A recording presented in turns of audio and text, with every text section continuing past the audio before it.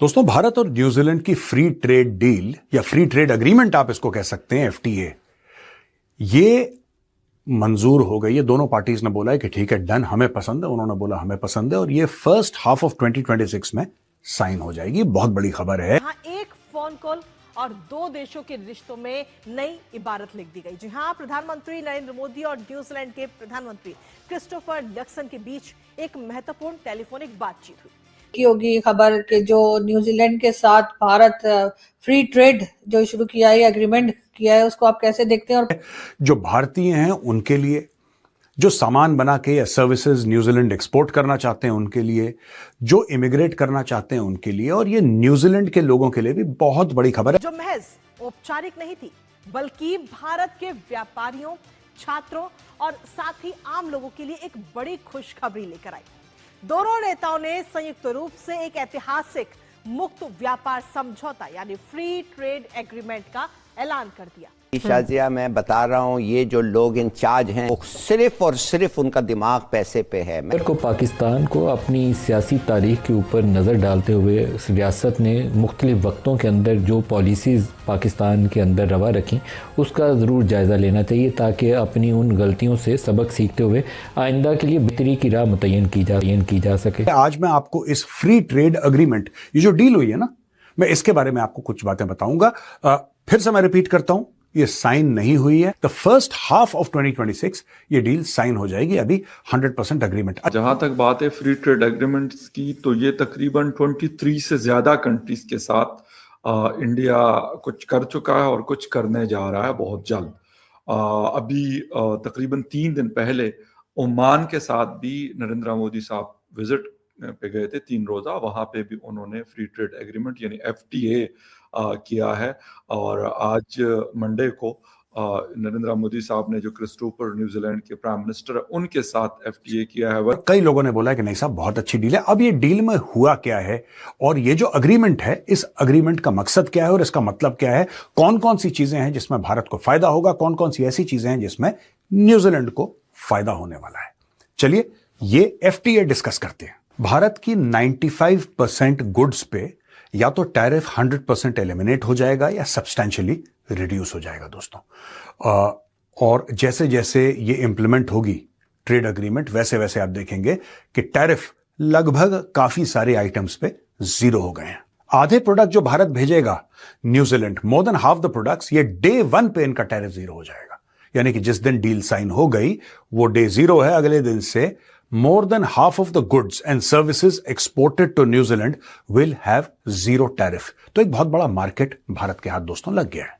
एक तो यह बात है कि वहां पे टैरिफ 0 हो जाएंगे या बहुत कम हो जाएंगे, और अगले 15 साल में न्यूजीलैंड ने यह वादा करा है according to this FTA free trade agreement कि वो भारत में 20 अरब US डॉलर इन्वेस्ट करेगा। पाकिस्तान ने भी जो है वो बायलैटरल जो ट्रेड थी उसका बड़ा सिंसियरली पाकिस्तान ने एफर्ट्स की, लेकिन इंडिया की तरफ से वही पॉजिटिव रिस्पांस नहीं मिला। ऑल्दो होना ये चाहिए था कि ये जो इश्यूज़ है, जो भी पॉलिटिकल इश्यूज़ हैं या चीज़ें हैं, उनको साइड पे रख के कम से कम जो ट्रेड है उसको अलग मामला किया जाता और वहाँ पे कोई बेहतर रिस्पांस दिया जाता। नादिया, देखिए, बड़ी एक अहम बात है कि पाकिस्तान ये बात जो है ये समझता है कि जो सार्क कॉन्फ्रेंस या सार्क ऑर्गेनाइजेशन बनाई गई थी उसका बुनियादी मकसद ही ये था कि साउथ एशिया की आपस में ट्रेड के ऊपर काम किया जाए और साउथ एशिया के जितने मसाइल हैं वो इस प्लेटफॉर्म से हल किए जाएं। बदकिस्मती से ना तो इंडिया ने साउथ एशिया के अंदर पाकिस्तान, इंडिया के और कश्मीर के मसले समेत जो बायलैटरल प्रॉब्लम है उनको ख़त्म किया, बल्कि मसाइल को मजीद बढ़ाया। उसके बाद जो तजारत की बात थी तो दोनों प्लेटफॉर्म जो थे जो इस्तेमाल हो सकते थे उनको इसने गैर मौसर कर दिया। वर्स बना रहे हैं कि आप वापस मतलब मुंह दिखाने के भी काबिल ही ना रहो।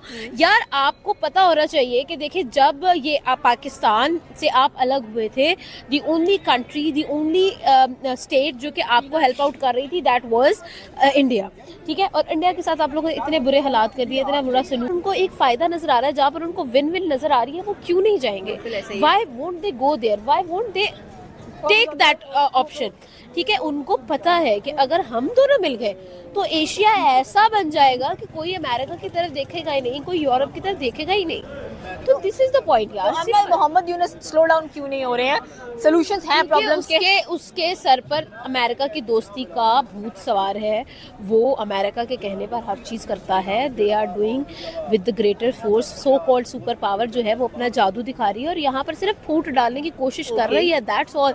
ये सारी बकवासात है और ये बकवासात हर आम बंदे को पता है। आप लोग पहले बना लेते होते थे हम लोगों को पागल, लड्डू खिला लेते थे मोती चूर के, लेकिन अब नहीं है यार scene. Significantly deepen economic engagement, improve market. अब देखिए साहब, भारतीय सरकार ने यह बोला है कि फ्री ट्रेड डील जो हुई है या अग्रीमेंट हुई है उसमें market access to dairy, coffee, milk, cream, cheese, yogurt, whey, caseins, onion, sugar, spices, edible oils and rubber, इनको हटा दिया गया। यानी कि यह चीज हम न्यूजीलैंड से नहीं लेंगे।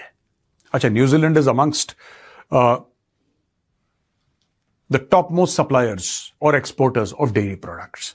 तो यह एक मामला है जिसमें न्यूजीलैंड के जो लोग हैं, जो पॉलिटिशियंस हैं, जो लोग हैं, कह रहे हैं यार ये तुमने कैसी डील कर दी, इसमें तो सिर्फ भारत का फायदा ही फायदा है, सिर्फ भारत का फायदा है, ये तुमने कैसी डील कर दी यार।